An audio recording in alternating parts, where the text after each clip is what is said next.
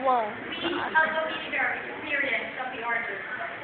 The constant incremental renovation of the material work spaces around us. Braille and transitory and eccentric parts of it. Restless and migratory as our never ceasing as our spaces they provide. It is bound together by the law of permanence. It is that of immunity, and thou it is never dying, it is never coming to life again.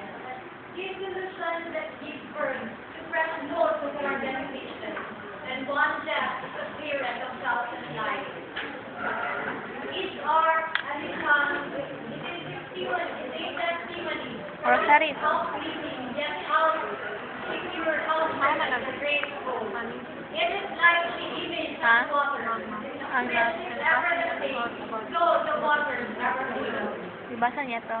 And then, Change upon change, just one change, para makolabora sa strike out to another. It is like the alternate seraphim, embrace the story of their makers. The sun sinks bright then, the day is swallowed up by the gloom of the night.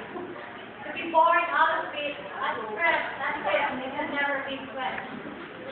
Spring passes into summer, and through summer and autumn into winter.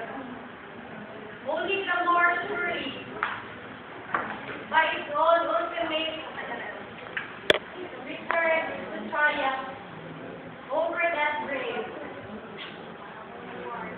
Towards which it resolutely hastened from its first hour.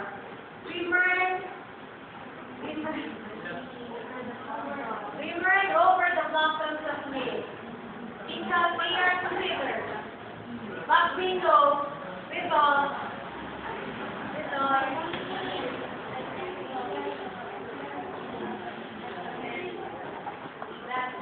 Mary.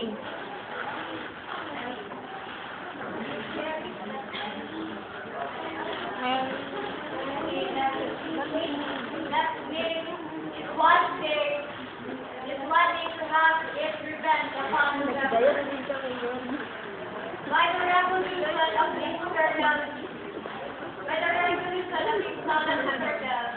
It's just us. It's just us in our height of hope.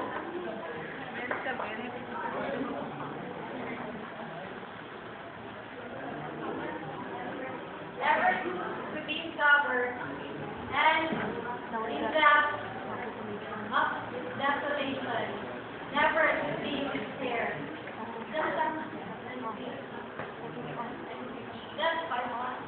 That wish ought to come to not despair.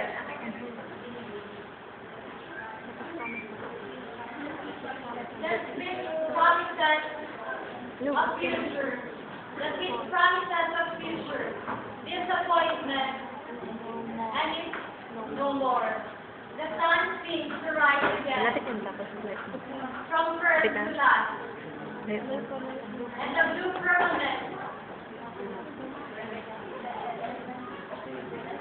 The everlasting mountains reflect his grace. But where is there upon the earth? It's the champion. The hero. The lawgiver, the body politic, the sovereign race. Yan siya. Created 300 years ago. Kapit na.